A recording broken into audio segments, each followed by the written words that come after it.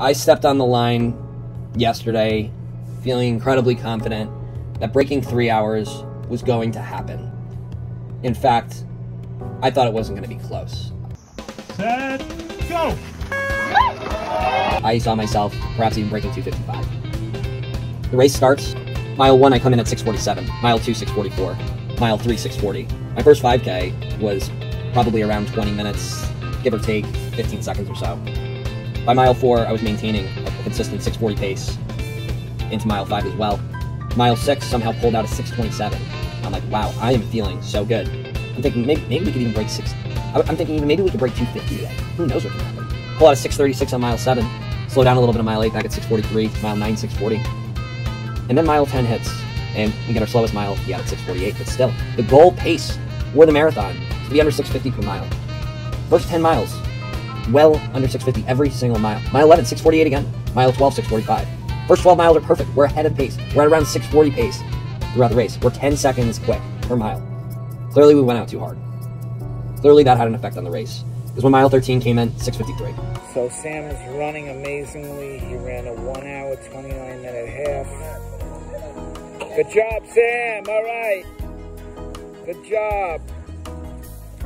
Mile 14, 6:59. Mile 15, 6:54. Okay, so we're maintaining. We need to recover a little bit. We're a little quick. But we're still maintaining. We're still feeling good. But once mile 16 came, it was over. We had a 7:05. And then from there, we did not see anything under 7 the rest of the race. 7:33, 7:44, 7:53, 7:51, 7:33, sped up a little bit. 8:15, 8:34, 8:46, 8:53, 8:55. Cramps, stomach pain, nausea, tightness, awful feelings.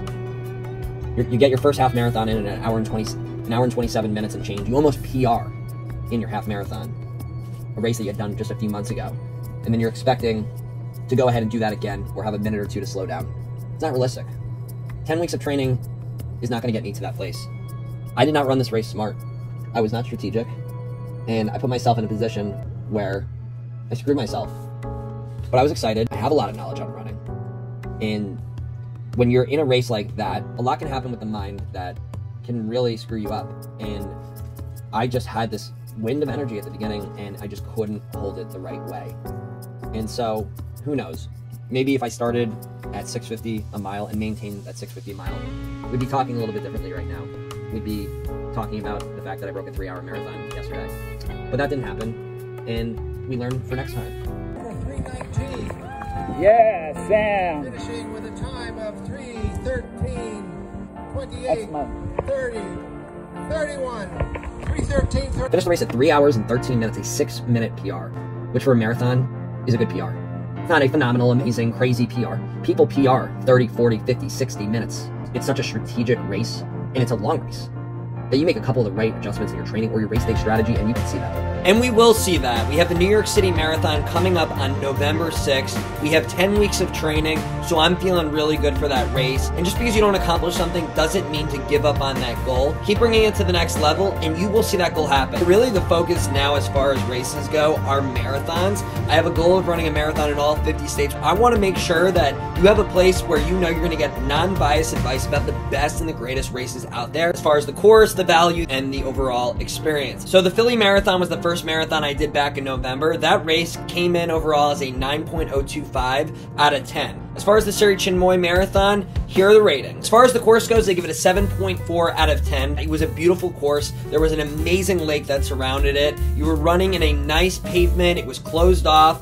It was a great path, but you were doing the same loop 9 times, but it is a very flat course. Now, regarding the value of the race, I give the value a 9.5 out of 10. This race was just about $65 compared to most marathons you'll see, especially in the state of New York. That's incredibly low in price. With the race, we got a race shirt, which truthfully, I'm not a huge fan of the design of the shirt, but nonetheless, we got a shirt. We got a medal. Check this out. It's actually one of my favorite medals that I've received in a race. And also, there was just a really great team of people there helping and support the race. There was many stations set up for water, electrolytes. I didn't stick around for too long after the race, but I saw they had brought in pizza, they had bagels and other snacks. But I also think that the top few men and female also had the ability to earn trophies. And yeah, as far as the overall race experience, I give it a 9.3 out of 10. No complaints, it was nothing crazy, but just logistically, it was a really easy race to get to. There wasn't a lot of traffic. The parking situation was fairly easy. The people there were very kind and respectful. They had a great timing system set up. When we look at the overall score, it comes in as an 8.73 out of 10. Philly obviously a little ahead of it, but that's actually one of the world's most famous marathons out there. So to be slightly behind that, I think is really great.